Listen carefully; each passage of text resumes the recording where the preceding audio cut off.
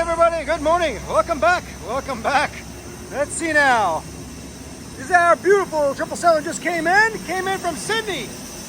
But it's going to stay here for a little bit, so it's got to oil it. Give it a little bit of oil. These G90s are thirsty. Had a long flight. Here we go again, ladies and gentlemen. Welcome back to another Stig shift, and let's go. Turned out to be a very foggy morning, but that's quite all right. As I said, this one just came in from Sydney, and it was going to stay for a while, so all we had to do is just give it a little bit of oil. To be honest with you, the weekend was not very exciting. Not much happened, which is okay. That's a good thing. But I'll still try to make it as educational and as entertaining as I can, so let's keep on going. This is nothing out of the ordinary. You guys see me do this a million times, just servicing engine oils. We're in the holiday season. Thanksgiving is coming up. It's quite interesting how things work in aviation. It's the weeks prior that are the most busiest. When it comes down to the actual holiday, the schedule is empty. Flights are completely open. There's not much happening, so it's best time to fly actually if you are a non-rever. The point is that everybody's already gotten to their destination. So flying on the actual holiday, the day itself, is the best time. That one just came in from Haneda. That's going to go right back at the Haneda. But we'll go help out those guys in a bit. First, we got to take care of this one. I hope it clears up today. It's like thick soup. It's like clam chowder. There you go. Yeah, look at that. Take a look at the camera. Cheese. Anyway, this thing's going to go to the hangar and then going to come back later. All right, look at that. There's a beautiful Max right there. We're going to check this NG out first. Let's see. We're all done with that 777. These are just coming up from the hangar, so quick little walk around. Right starts, the usual.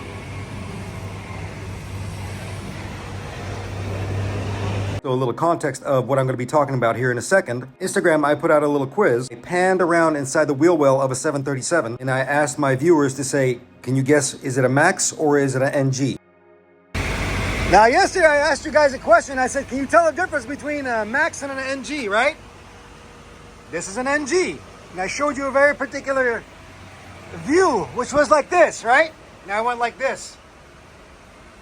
And most of you did guess correctly. You said a Max, but not because of what you think. A lot of you said it correctly, but the reality is most of you said it's a Max because it was so clean. It's still available, go check it out. But this is the reason why it was a Max. If you go look at it again, that is missing, and that is your spoiler mixer unit. NGs have that, the Maxes don't have it. The spoilers on the Max are fly-by-wire. Yeah, that thing. So I'm going to pause it right here. We're going to talk about this unit. Don't worry, there's a Max next door. We're going to take a look at the Max as well, and you'll see the difference. So on the 737, and much like any other aircraft, you have flight spoilers and you have ground spoilers. The flight spoilers help the ailerons to control the airplane's roll.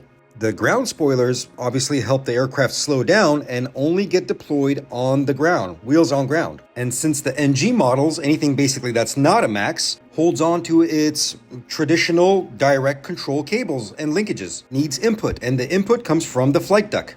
And this is where the spoiler mixer along with the spoiler ratio changer comes to play. It will gather that input from the flight deck and it will send it to the flight spoilers and the ground spoilers. And since the flight spoilers are interconnected with the ailerons, when they get input from the flight deck, from the control wheel, either left or right, once the aileron moves, the flight spoiler will also move to assist the aileron. Here you go. This is a good example. Watch. Aileron moves, flight spoiler moves. Here's another example. This one is on a wide body. This is a 777-200. And the movements of the flight spoilers are very small. You can catch it if you look closely.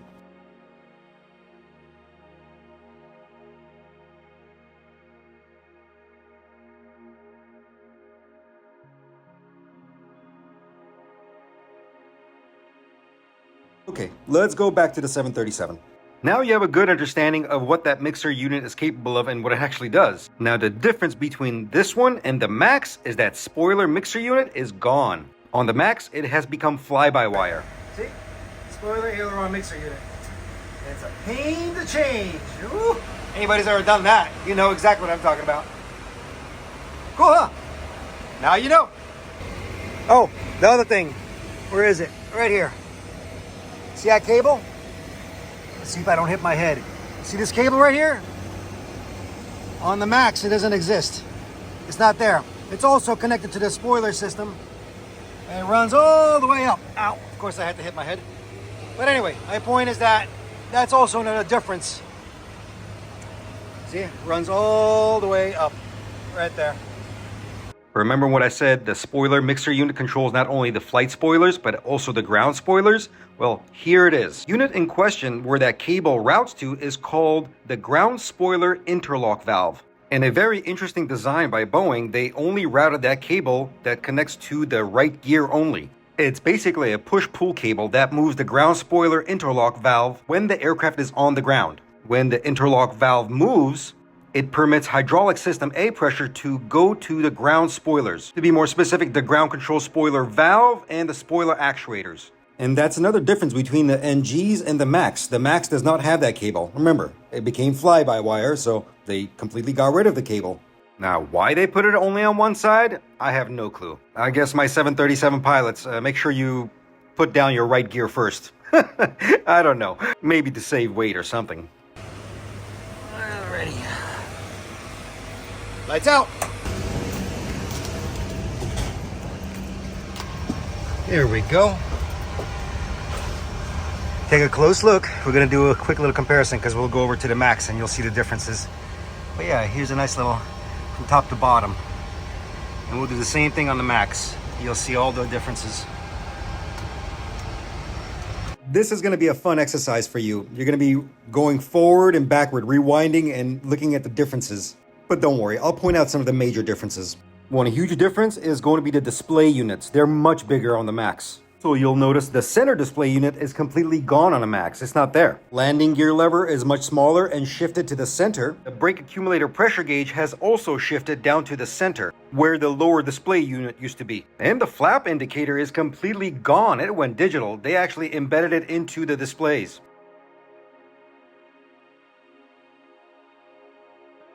Once again, feel free to pause, take a look, fast forward, go look at the MAX, come back and you'll see more differences within the flight deck. One other very interesting thing that changed on the MAX that the NG doesn't have is this little panel. Well, I should say not change, they added stuff to it. It's for maintenance purposes. You can control the input and do operational checks from that area. Everything looking good?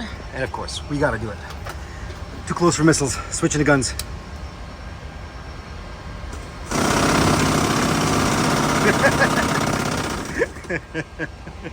All right, it's all right. Okay, let's go check out the MAX over there. And here we are at a MAX.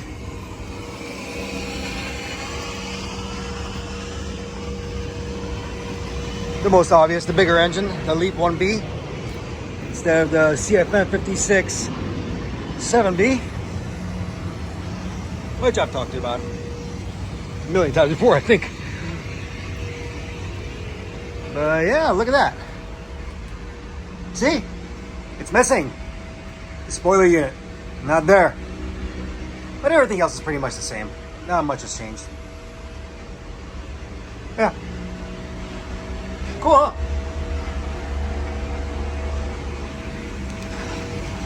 Oh yeah.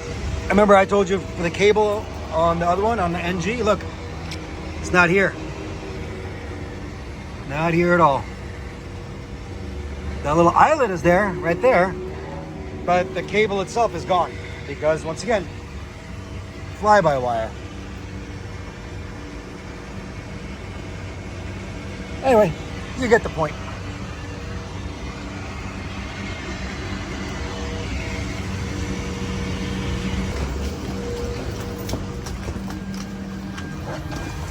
And there's your MAX.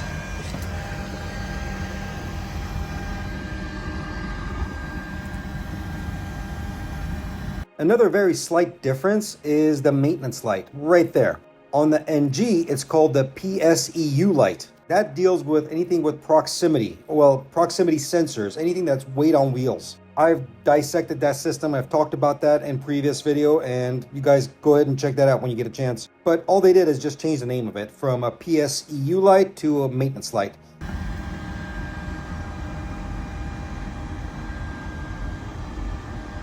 Big difference, huh?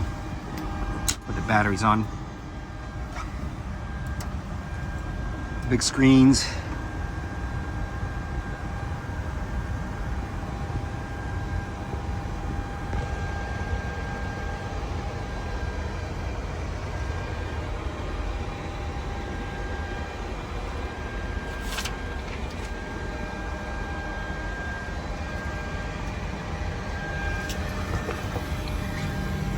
This is the maintenance panel I was talking about. Notice how they added more stuff to it.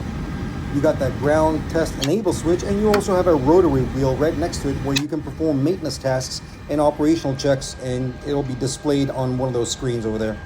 Here, I'll show you how it works, but from this one.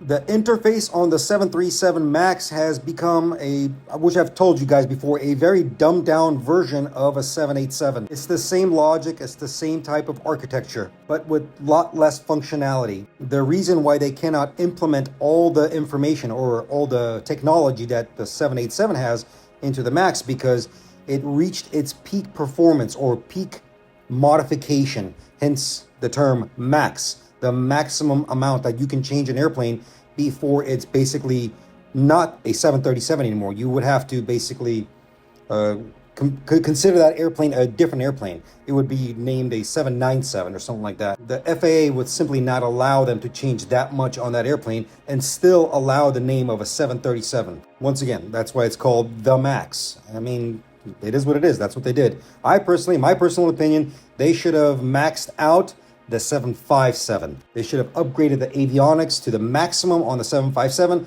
equipped some beautiful fuel-efficient engines in that thing, and yeah, called it a day. That would have been a successful airplane, and I can guarantee you it would have blown Airbus out of the water. That's cool. I like this one. Very nice. But that's not how to do it. They usually go boarding and deboarding, so we'll just do both zones, boarding, deboarding, and we'll just go that pretty light blue color. Like that. Still pretty.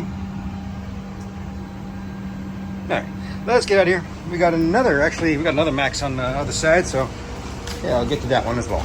Looking at the exterior of the aircraft, you can also distinguish it between a MAX or an NG. That's an NG. You can see the APU door.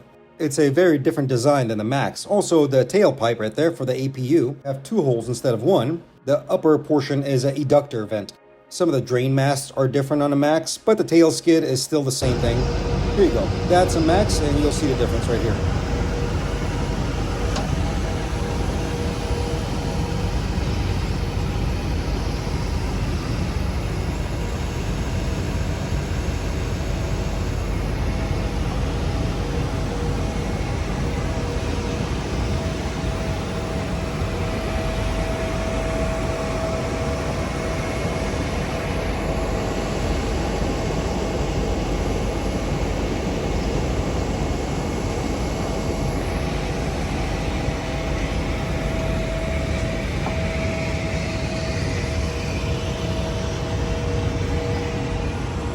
And one of the most obvious things, the winglets on the 737 MAX, they're a very particular shape.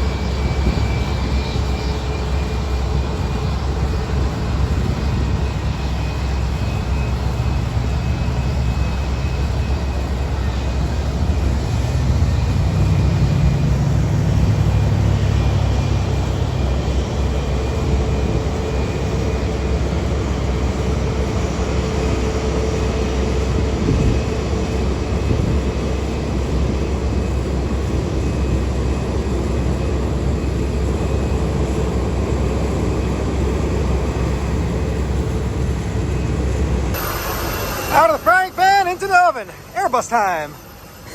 We keep going like this, we're gonna go through the whole fleet in one day.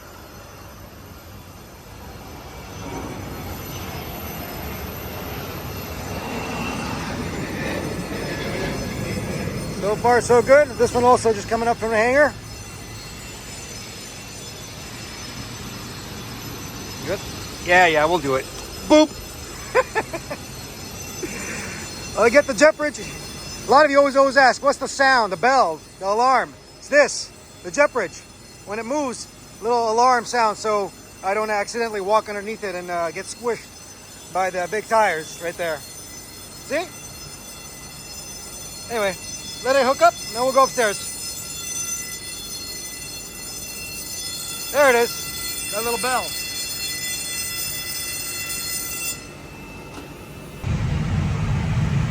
There we go. I'll cycle through the parameters. Airbus is a very organized aircraft, and it's very maintenance friendly. I have the ability to cycle through every single system right here and see if there's any kind of discrepancy. But there's a very interesting thing within these parameters. There's one parameter that's actually not shown, and there's no button for it either. Only the pilots will see it when they fly the airplane. And that particular page is called the cruise page. Here, let me show you what it looks like. When pilots are flying these airplanes, especially the Airbus has a very unique way of not cluttering the information. You don't really need to cycle through all those pages like I do, like maintenance does. Airbus logic says, let me just give you the information that you need. Information like fuel used, fuel on board, engine oils, vibration, N2 speeds, your temperatures within the flight deck or the cabin, your delta P, which is the pressurization of the aircraft, vertical speed, altitude, total air temperature, things like this. If there was any kind of issue or a problem or a fault that is critical, Airbus logic states that it will basically tell you what to do on those screens. Well, on the ECAM screen, either to disable a system or cycle a system. Airbus makes it very easy for the pilots, as well as for the mechanics. Boeing has a somewhat similar design, but what Boeing does is it info dumps sometimes too much. And I've talked about this in the past. For example, just because the hydraulics are not running, I don't need an indication. Boeing will give you an indication. Airbus will just say, well, okay, if they're not running, that means you don't need it, then I'm not going to say anything to you. Airbus says, I'll only give you information if there's something wrong. On the other hand, Boeing says, oh, your hydraulic systems are deactivated or not running, I'm going to give you an advisory message. But anyway, you get the point. Let's get back to the Airbus. As I was about to leave that Airbus, I looked up to the captain's sun visor and guess what I saw? Check this out. I don't know what happened here, but I'm just going to assume somebody stood up a little bit too quickly and bumped their head on that thing and broke the sun visor. But that's not a problem at all. It's a common item, we have it in stock, and it's very easy to change. Simply turn that knob and it pops off. Double check, because sometimes they leave it hooked up. Behind that little turn knob, you also have a couple of shims. You can add or subtract the shims because it just adds to the tension. The unit, when we ordered it, comes as a whole assembly, even with that back portion where it screws onto. But I didn't need to change that back portion. I just needed to change the sun visor itself, which makes the job a lot easier. There you go. There's a new one. Comes in as assembly too, so I don't even have to install that portion of it. I can just undo this knob and put it in. Easy.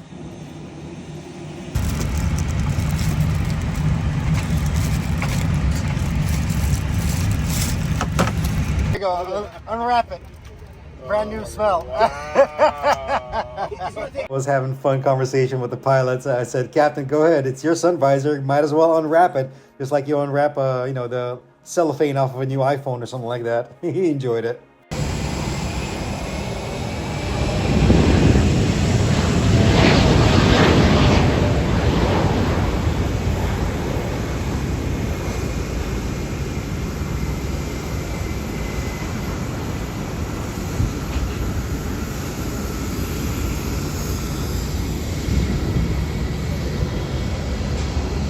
Next office.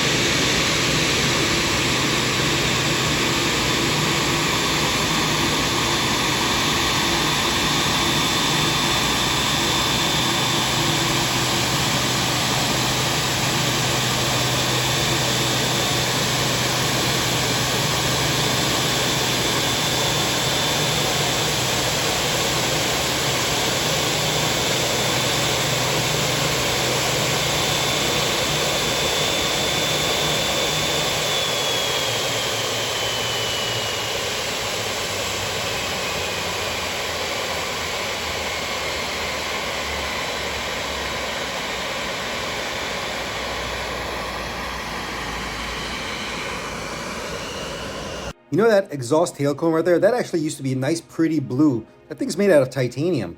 Over time, due to the heat, it's going to get discolored and turn into a nice orangey brownish color.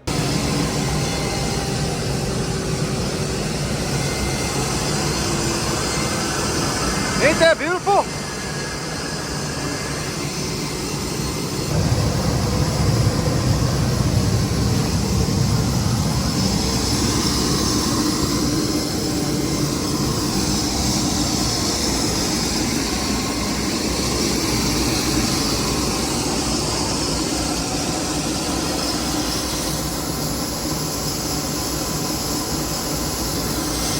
Let's take a moment and pay attention to this exposed portion of the wheel well of the 787, and what I want you to look at particularly is a wire, or a multitude of wiring. The green wires right there that you're looking at. Those aren't just any kind of regular wires. That's actually part of a massive system throughout the aircraft. It's called the CRN, Current Return Network. Now, one thing you got to remember about the 787, it's mostly composite. Its fuselage, its wings, it's all composite. In traditional aircraft, current return is usually done through the fuselage, but engineers at Boeing had to figure something out because it is a composite aircraft. As you would guess, most components that use electricity need a return path. They can't do it through the fuselage, so they established a network of cables like this, not only for AC, alternating current, as well as for DC, direct current. And it also protects the aircraft. It's called HIRF. High Intensity Radiation Frequency Protection. The infrastructure of these cables are run through the whole fuselage. As you can see, it's made up of multiple paths connected electrically in parallel for redundancy purposes. This network uses the metallic structure whenever possible because there's still metal components within the aircraft. But anyway, I thought you might find that interesting. Alright, let's keep going. Yeah, this one's not taking that much oil. It just came from Miami, so not a long flight. But later on, it's going to go out to Haneda. There you go. Good to go.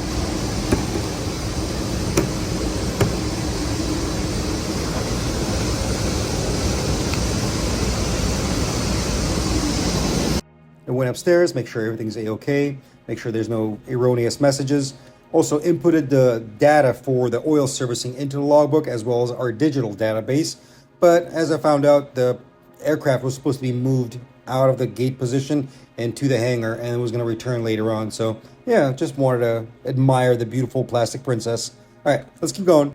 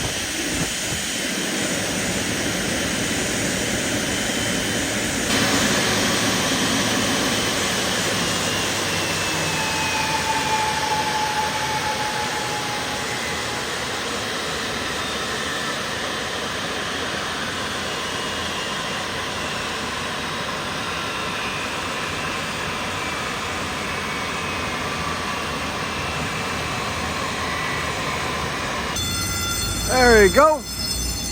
Back to the 777. All right, this one came in and we got to get it ready. This one's going to fly out to Sydney later on tonight. So we're going to do as much as we can and then night shift's going to take over. My partner's going to oil it. We'll do a walk around. Easy.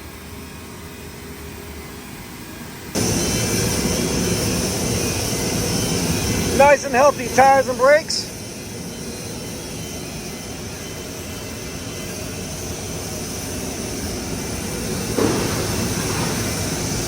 That's your body gear steering actuator right there. Or the body gear steering assist actuator. You can even lock it out and disable it right there. Just pull that handle. Aviation is such a fascinating field of work where the learning actually never stops. You're consistently learning something new, not only within the aircraft, but within the systems itself and the upgrades. The work is never done. Never ever. I'm always learning something new. So, an interesting little factor within our fleet of 777-300s, we have 20 of them, and all 20 come with that little fin right there. Now, I've talked about this many times before. That's an indicator for a tail strike. In case the aircraft over-rotates when it's taking off or landing, that tail strike fin will break off and it will send an indication to the flight deck saying, hey, you had a tail strike or you hit the fin. But here's an interesting thing. Only 10 of our 777-300s have the actual tail skid. The other 777-300s, the other 10, don't have it. Now, I'm not sure why they decided to get rid of it. I'm guessing, again, for weight savings, but yeah. That's an interesting thing I always notice when I'm walking around with our 777s.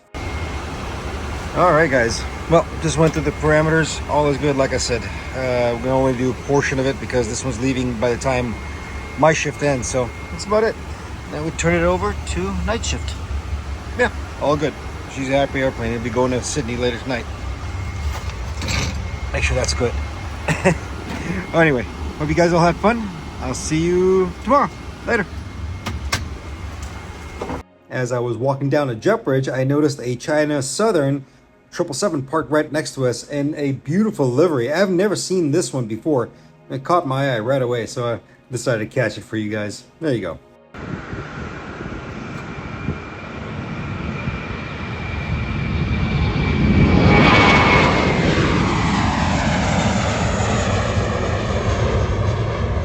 Welcome back, everybody. Welcome back to another day. Come on, let's go. We got to go to gate 45. We got an airplane coming in. Seems to be a very easy schedule today. Have some fun.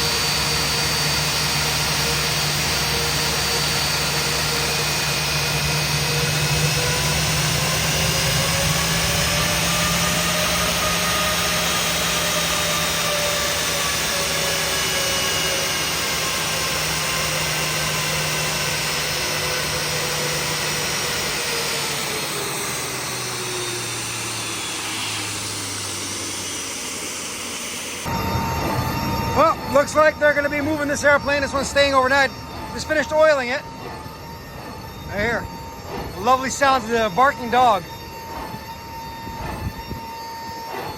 That's what it sounds like on the outside. All right, on to the next one. The barking dog is a common term used on the Airbus 320 family for the PTU, the Power Transfer Unit. I made a whole video about that one. Go check it out when you get a chance.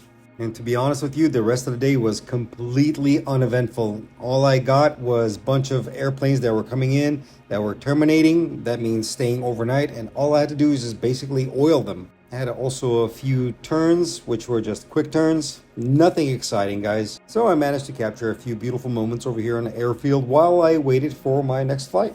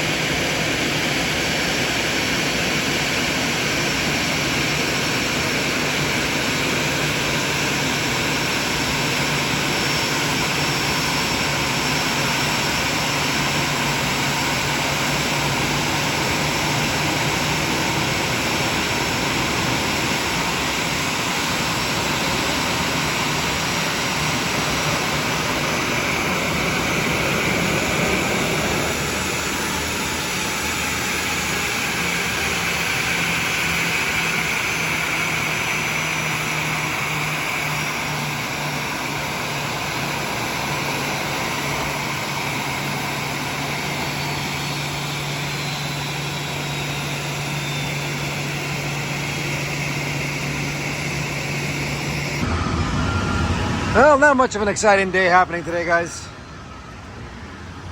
Easy. But it is what it is. I'll take an easy day. This is the last flight of today.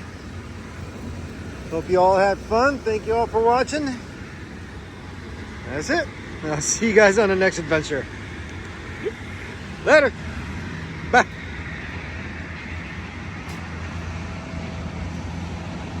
Well, folks, that's about it. I hope you guys enjoyed it. I know it was not a longer video and not as excitement packed, but it is what it is sometimes. I suppose we can call this a Thanksgiving special. Thank you all for watching. I appreciate you. I'll see you all later. Stig, signing out.